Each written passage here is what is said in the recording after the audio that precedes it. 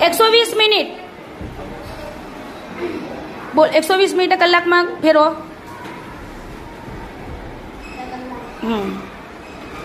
પોણો કલાક ક્યાં છે?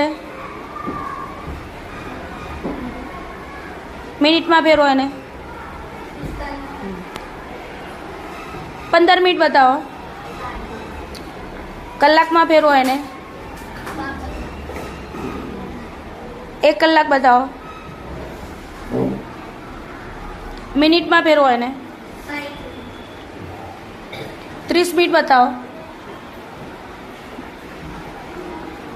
એને કલાકમાં ફેરવો. કેટલો કહેવાય કલાક? 3 કલાક બતાવો મને.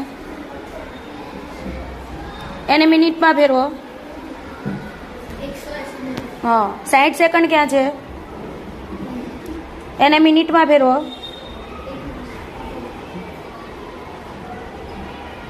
5 કલાક ક્યાં છે? 5 કલાક. એને મિનિટમાં ફેરવો.